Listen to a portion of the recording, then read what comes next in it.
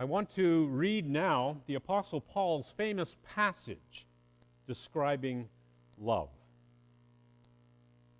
In 1 Corinthians chapter 13, Paul writes, I may be able to speak the languages of human beings and even of angels, but if I have no love, my speech is no more than a noisy gong or a clanging bell. I may have the gift of inspired preaching. I may have all knowledge and understand all secrets. I may have all the faith needed to move mountains. But if I have no love, I am nothing. I may give away everything I have and even give up my body to be burned. But if I have no love, this does me no good. Love is patient and kind. It is not jealous or conceited or proud. Love is not ill-mannered or selfish or irritable. Love does not keep a record of wrongs. Love is not happy with evil, but is happy with the truth. Love never gives up, and its faith, hope, and patience never fail. Love is eternal. There are inspired messages, but they are temporary. There are gifts of speaking in strange tongues, but they will cease. There is knowledge, but it will pass. For our gifts of knowledge and of inspired messages are only partial. But when what is perfect comes, then what is partial will disappear. When I was a child, my speech, feelings, and thinking were all those of a child. Now that I'm an adult, I have no more use for childish ways. What we see now is like a dim image in a mirror. Then we shall see face to face. What I know now is only partial. Then it will be complete as God's knowledge of me. Meanwhile, these three remain: faith, hope, and love. And the greatest of these is love.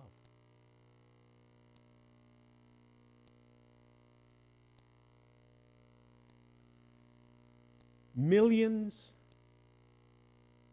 of hurting Syrian refugees.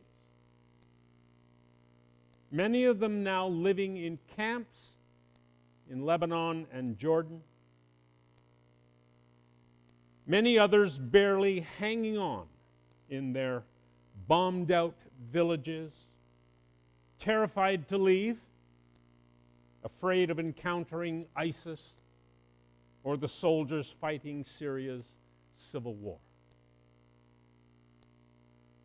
Mothers and fathers, grandmas and grandpas, children of every age, all of them hungry, all of them desperate, all of them candidates for disease. Each one living out their own version of hell. Each one losing faith and hope, one dawn, one sunset at a time.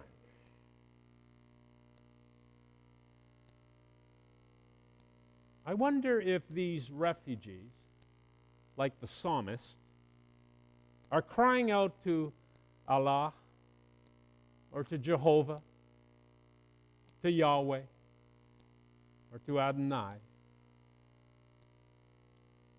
to our Heavenly Father, or Heavenly Mother, to El Shaddai, or to Elohim, or to whatever one chooses to call the divine. Hear us, O God, stir up your might. Come and save us from our suffering. Give us life. Are these desperate Syrian refugees, like the ancient Hebrews of the Psalms, on the verge of losing their last ounce of hope, concluding perhaps that the world simply doesn't care about them?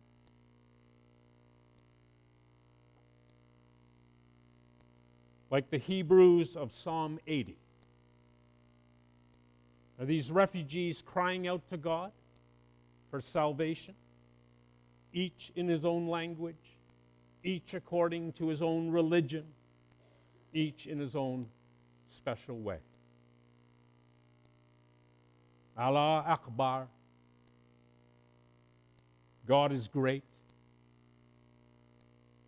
Baruch atah Adonai Eloheinu melech haolam.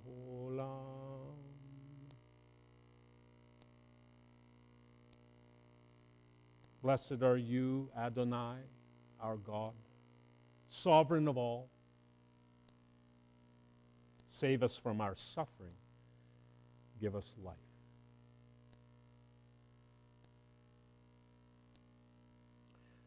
Louis Pasteur, the French microbiologist, famous for his discoveries in the fields of vaccination and pasteurization, he once wrote, "One does not ask of one who suffers, 'What is your country? What is your religion?' One merely says, 'You suffer. That is enough for me.'"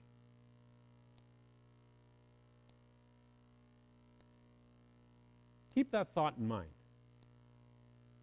You suffer. That is enough for me. Keep that thought in mind as I tell you about Fadi and his family. Fadi's story is a true one. It's a story that comes out of Jordan, out of a small border village where Fadi and his family are trying desperately to survive.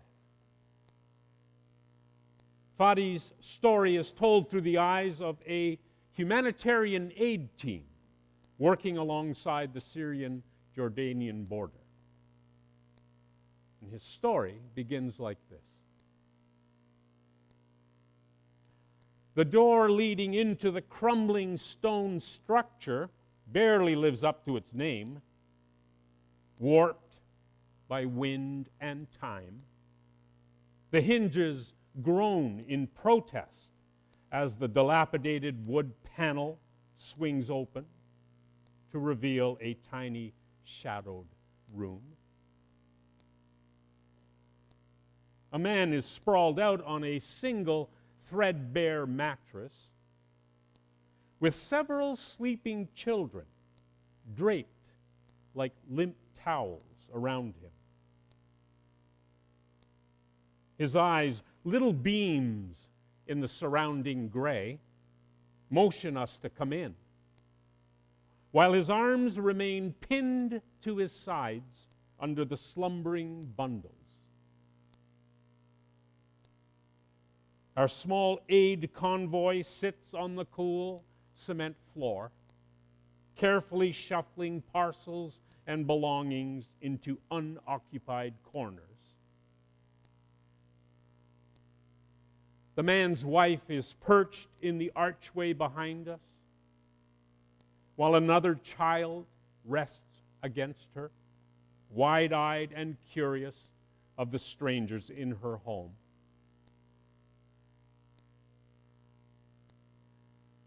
When the man sees that we are settled, he begins to speak in a low whisper. His words, formed deliberately, slowly. His eyes are fixed on some invisible object that seems far away. My name is Fadi, he says. My family and I ran from our home in Syria, and now we are here. We are refugees. We are refugees, and we can never go back. Fadi pauses and exhales deeply, glancing down at the sleeping children. He clenches his jaw tightly, trying to suppress the pangs of grief that threaten to contort his expression.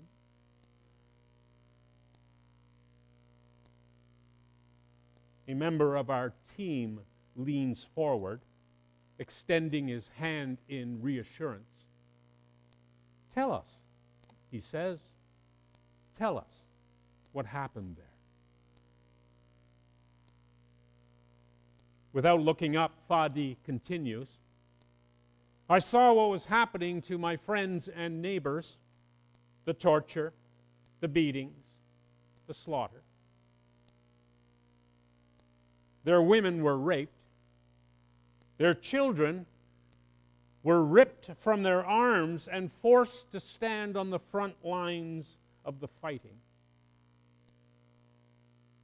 I became so angry, I began to fight back.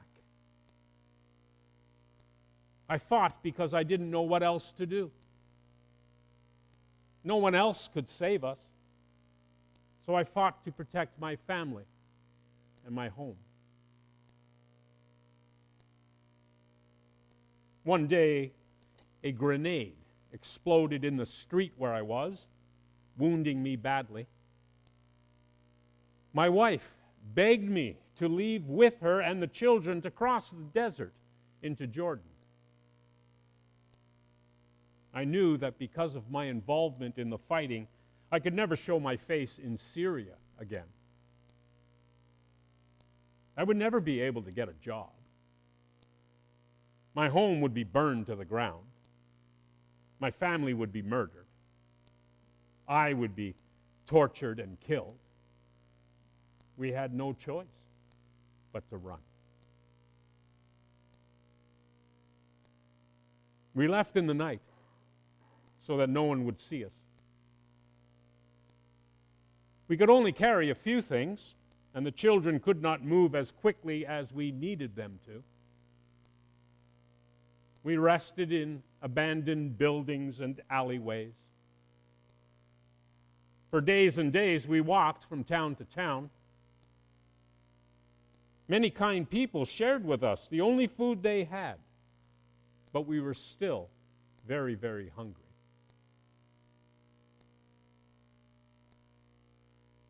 Sounds from guns and artillery could constantly be heard in the distance.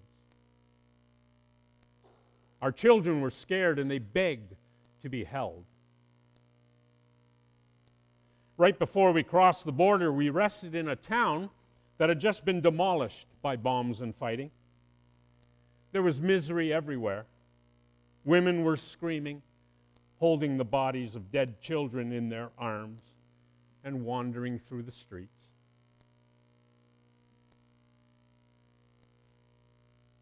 Then we saw 3 little children, 2 girls and a boy, crying alone in the road.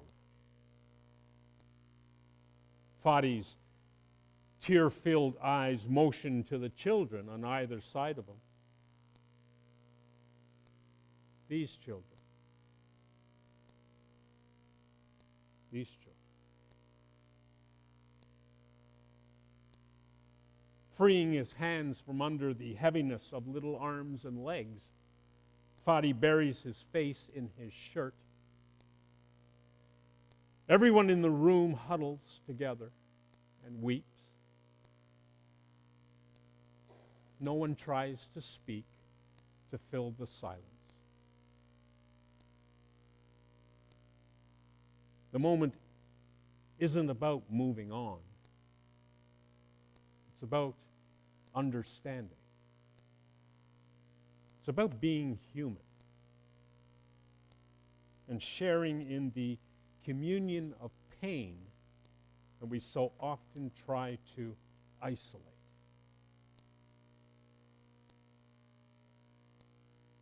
This was a father weeping for children that were not even his own, for a life and a home that had been buried forever.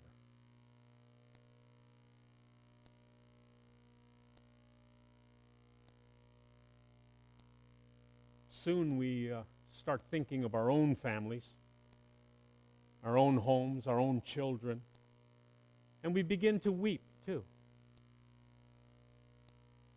The children begin to stir from their warm nooks and quickly sit up, bewildered by the entourage of red-eyed, sniffling strangers. One by one, we rise from the floor and take turns presenting the parcels we had brought with us. There are staple food items, some diapers and stuffed animals for the children, and several hygiene kits. We ask Fadi if we can help him pay his rent while he continues to look for work. He nods gratefully and shakes our hands with both of his. As we prepare to leave, we ask if we can take a photograph of him and his family in order to tell the world what's happening in Syria. With all of his children clinging to him, Fadi nods his head and says, "Please. But please do not show anyone my face. Show them my wounds instead."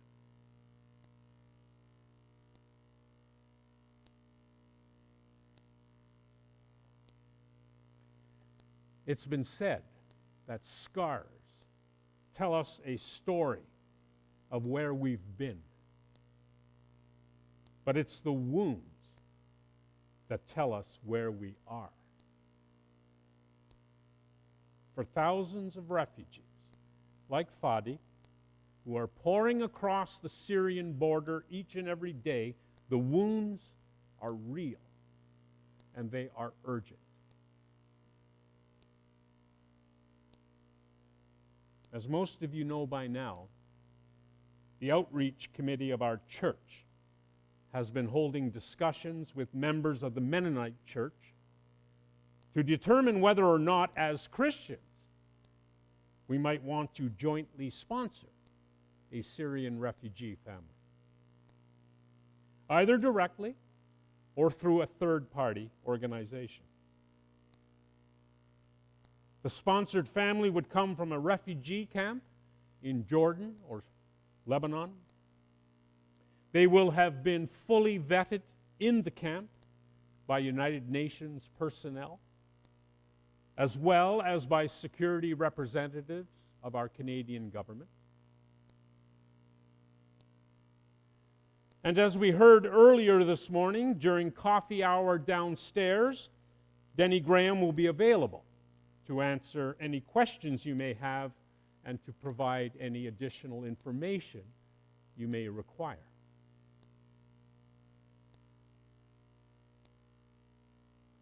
Similarly, Essex Presbytery of our own church has already committed itself to sponsoring a Syrian refugee family.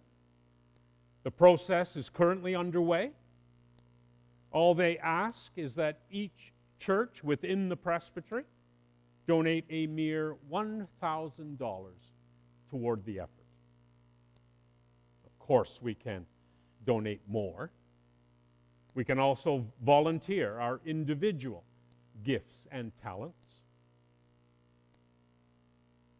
Susan, my wife and partner, will also be available downstairs after service to answer questions and provide more information about this particular initiative.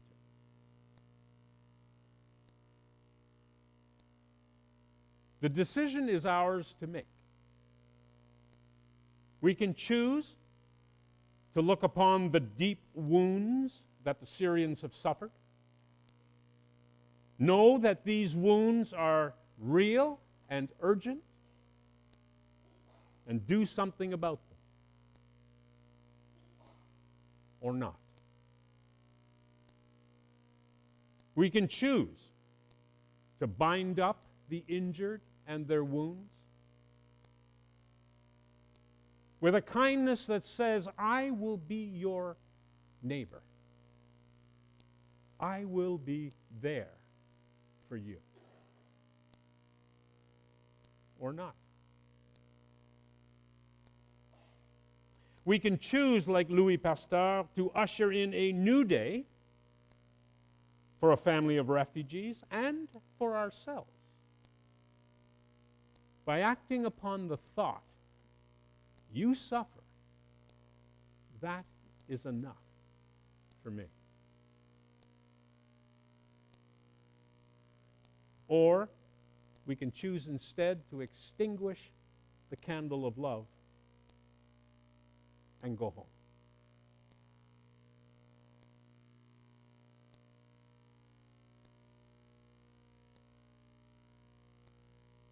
A wise old rabbi once asked his students, how do we know when night ends and the new day begins?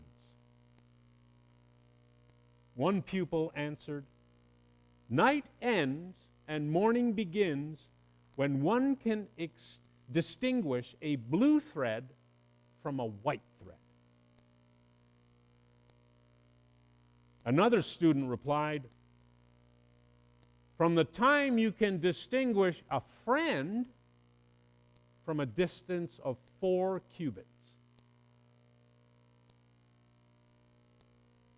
A third student, and arguably the wisest of all, answered, the new day begins when you can recognize the face of your neighbor, who is, after all, your brother or your sister.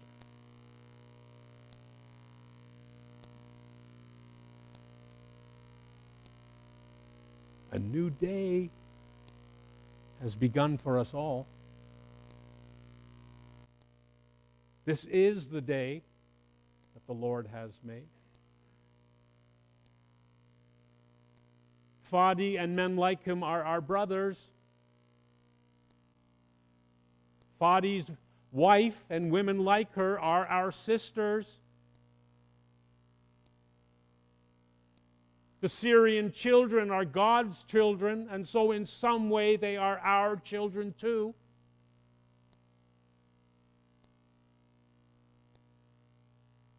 We know Fadi's family now, and other families like it. We've heard their stories. We know their pain. The only question that remains is, will we be there for them?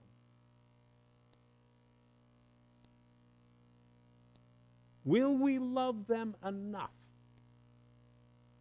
to help them in their time of need? In their time of need, when they need a neighbor most.